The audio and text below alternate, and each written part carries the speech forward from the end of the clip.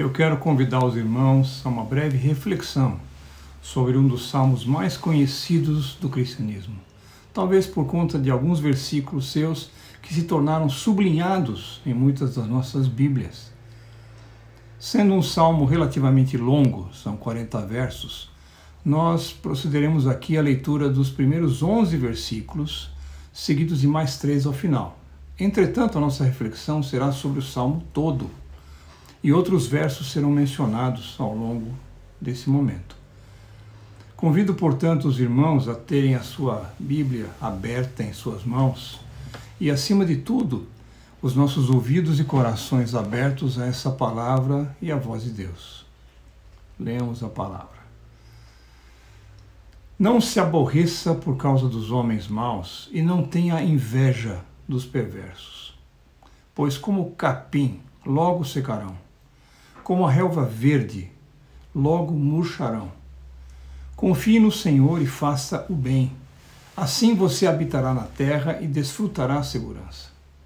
Deleite-se no Senhor, e Ele atenderá aos desejos do seu coração. Entregue o seu caminho ao Senhor, confie nele, e Ele agirá. Ele deixará claro como a alvorada que você é justo, e como o sol do meio-dia que você é inocente. Descanse no Senhor e aguarde por Ele. Com paciência, não se aborreça com o sucesso dos outros, nem com aqueles que maquinam o mal. Evite a ira, rejeite a fúria, não se irrite, isso só leva ao mal, pois os maus serão eliminados, mas os que esperam no Senhor receberão a terra por herança. Um pouco de tempo, e os ímpios não mais existirão. Por mais que os procure, não serão encontrados. Mas os humildes receberão a terra por herança e desfrutarão pleno bem-estar. Finalmente, os versos de 23 a 25. O Senhor firma os passos de um homem quando a conduta deste o agrada. Ainda que tropece, não cairá, pois o Senhor toma pela mão. Já fui jovem e agora sou velho, mas nunca vi o justo desamparado, nem seus filhos mendigando o pão. Todos nós já sabemos e já ouvimos que texto fora de contexto acaba virando pretexto. E esse é tipicamente um salmo onde isto pode ocorrer. Por certo, nós temos alguns dos seus versículos marcados nas nossas Bíblias. Possivelmente, alguns de nós saberíamos recitar de memória alguns dos seus versos, como, por exemplo, o verso 5, conhecido: entregue ao teu caminho ao Senhor, confie nele e ele agirá, ou como algumas outras traduções indicam, confie nele e tudo mais ele fará. Ou então o verso 25, que diz: já fui jovem e agora sou velho, mas eu nunca vi o justo desamparado, nem seus filhos mendigando pão. É uma pena que tais versos, por vezes, sejam repetidos como verdadeiros mantras de autoajuda, não com a devida compreensão e respeito ao texto integral da Palavra de Deus.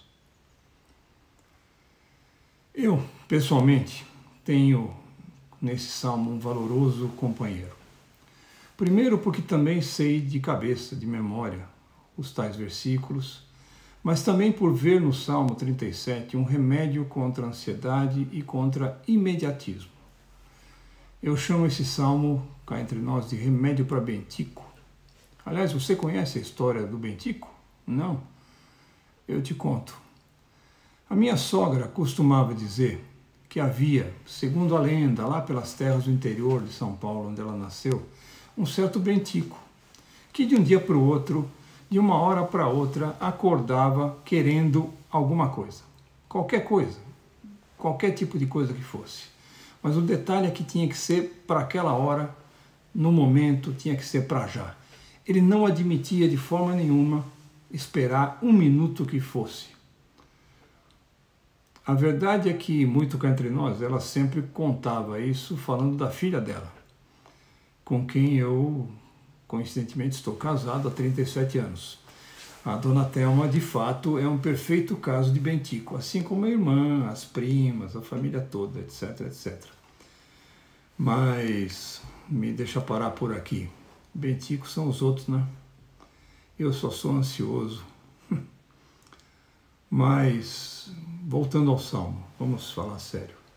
E para que nós não corramos o risco de erro, o meu convite é que nós observemos o contexto, a situação, a cena integral observada pelo autor, o rei Davi, quando essas palavras foram escritas. Há duas razões claras. A primeira, já dita agora, para que nós entendamos o contexto. A segunda é um pouco mais poética e técnica. O Salmo 37 é um acróstico, um poema preparado em ordem alfabética. Cada um dos seus parágrafos, blocos, não necessariamente os versículos, se iniciam pela sua respectiva letra hebraica. Portanto, o texto todo ele, inteirinho, é um bloco muito bem pensado, muito bem estruturado, preparado com um cuidado muito especial. E se ele foi preparado assim como uma peça única, é muito bom que nós observemos dessa forma. E vamos começar pelo tema central, o tema principal. Do que Davi estava falando? Davi falava da posse da terra. Posse da terra. Não a terra como um todo, não o planeta, mas a terra de Israel, o trecho, território geográfico de Israel. Com quem ficaria, afinal, a terra de Israel? E, por decorrência, não só a terra, mas com quem ficariam os seus proventos, os seus frutos, as benesses da terra? Dentro do cenário do Velho Testamento, a terra de Canaã foi prometida por Deus aos descendentes de Israel. E a posse da terra, onde manava leite e mel, era esperada, ela era desejada, era sinal de que tudo andava bem para a nação. Esse aspecto era a promessa de Deus, esse aspecto era cultural, era, por assim dizer, um dos principais pilares da sociedade de Israel. E o próprio Salmo ressalta isso várias vezes, quando diz, por exemplo, no verso 9, os que esperam no Senhor receberão a terra por herança. Ou ainda mais, no verso 11, os humildes receberão a terra por herança e desfrutarão de pleno bem-estar. E ao final, lá no verso 29, diz: os justos herdarão a terra e nela habitarão para sempre. Portanto, a ansiedade toda orbitava em torno desse assunto. A terra havia sido prometida aos justos e aos humildes, aos bons de coração, aos que esperavam no Senhor. Entretanto, as coisas não pareciam andar como desejado, ou ao menos as coisas não pareciam andar na velocidade esperada. Os benticos de Israel começavam a aparecer. Tinha que ser para já, tinha que ser para agora, tinha que ser para logo. Mais ainda, pior do que a demora, parecia que as coisas caminhavam ao contrário do esperado. Em vez da terra, da bênção, ficar com os justos e com os humildes, a terra e os seus proventos pareciam se deslocar para a turma dos maus, para a turma dos ímpios, para a turma dos perversos, a turma errada. Os maus começavam a prosperar e o contraste, o choque entre o pouco dos justos com a riqueza de alguns ímpios passava a incomodar. Davi chega até a dizer no verso 35, eu vi um homem ímpio e cruel, florescendo como frondosa árvore nativa. Mesmo que em seguida ele diga que o tal ímpio durou pouco e desapareceu, por certo a existência dessa classe de ímpios, de maus, porém bem-sucedidos, era indigesta, era chata, um tanto inexplicável à luz das promessas de que o bom era ser justo. E, até para nossa melhor compreensão e observação do que nós estamos falando, de que os ímpios de outrora seguem sendo os mesmos dos dias de hoje, mostrando que a Bíblia é eterna, é aplicável sempre para todos nós, até o dia de hoje, vejam como os tais ímpios são descritos. Veja só se você não vê aí alguma coisa familiar. Os maus são aqueles que maquinam o mal, diz o verso 9. Ou seja, aqueles que arquitetam o mal nas suas mentes. Eles não só erram, mas planejam, premeditam fazê-lo. O verso 12 também diz que os ímpios tramam contra os justos e rosnam contra eles. A injustiça não só contrasta com a justiça, mas luta contra ela. São causas opostas. Mais um caso, os maus atacam o necessitado e o pobre. O verso 14 diz que eles puxam da espada e retesam o arco para abater o necessitado, para matarem os que andam no caminho justo. Como nos dias de hoje, os perversos fazem do mal o seu combustível. Os maus tomam emprestado e não devolvem. Versículo 21. Algo familiar? Caloteiros, onde estão? Mais um caso. O ímpio fica à espreita do justo para matá-lo. Verso 32. As trevas e luz não são meros opostos. Pense nisso. Elas não são iguais em poder. Elas são incompatíveis. É a luz que destrói a treva, não o oposto. A treva não pode existir diante da luz. Talvez isso explique porque as trevas tanto abominam a mera presença da luz. A treva não existe diante da luz. Então, uma vez definidos os ímpios e o seu procedimento, como eles são, o Salmo passa a lembrar, recomendar, exortar, confortar a todo o povo de Israel, e isso vale para todos nós. Veja o que ele diz em alguns textos, de alguns trechos desse Salmo. Não se aborreça por causa dos maus, nem tampouco tenha inveja deles ou do que eles têm. É o verso 1 do Salmo. Isso é passageiro, daqui a pouco eles secam feito capim. Esses maus podem estar hoje à espreita, mas serão eliminados, diz o verso 9. Um pouco de tempo e eles vão desaparecer. Por mais que alguém procure, ninguém os encontrará. Os maus amam seus planos, mas Deus se ri dos planos desses maus, pois sabe que o dia deles está chegando. Verso 13. Eles podem preparar os seus ataques contra os justos, mas as suas próprias armas serão usadas contra eles mesmos. Verso 15. Como se diz no popular, o feitiço vai virar contra o feiticeiro.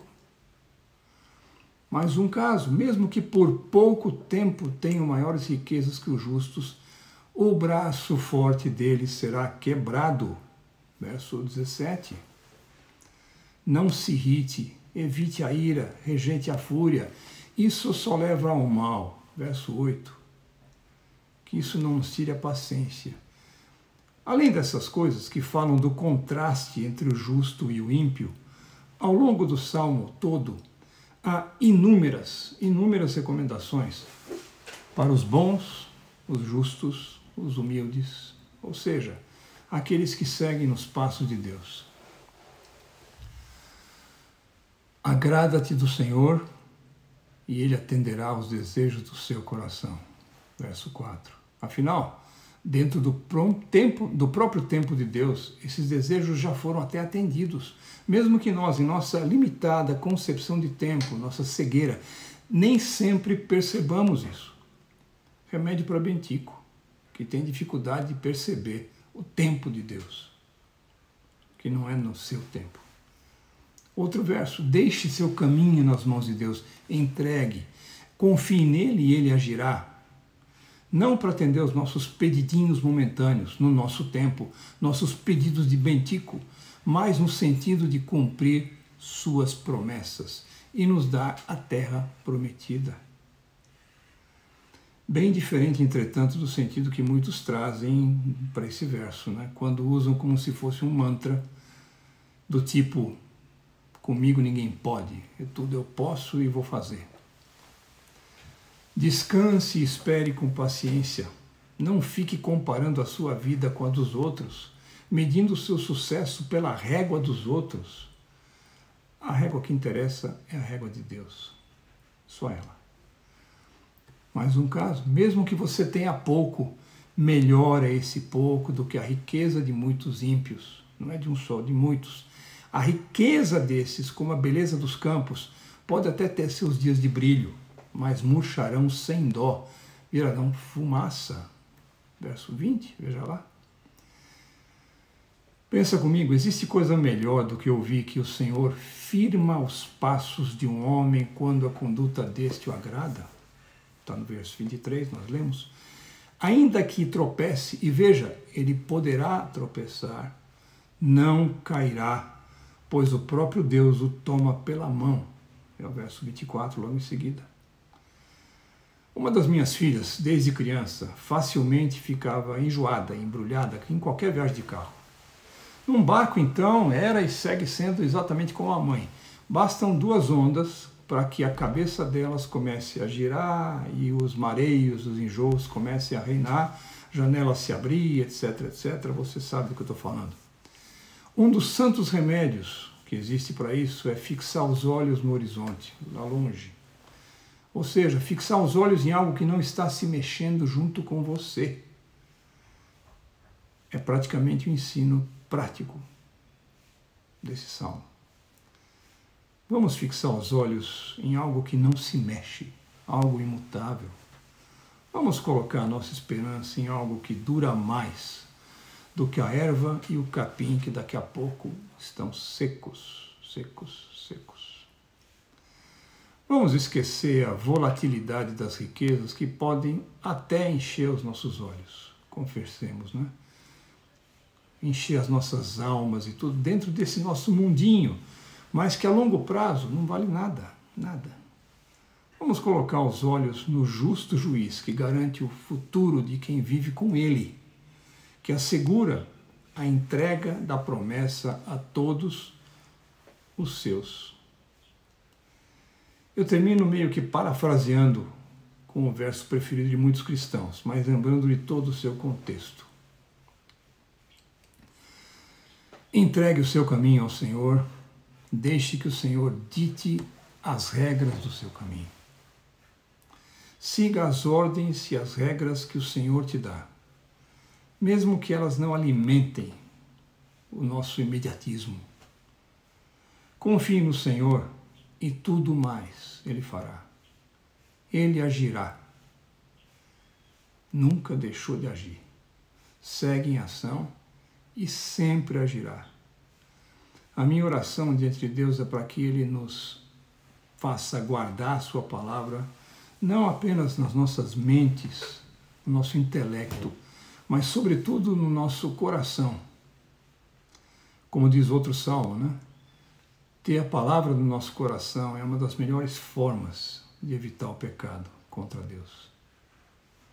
Que Deus nos abençoe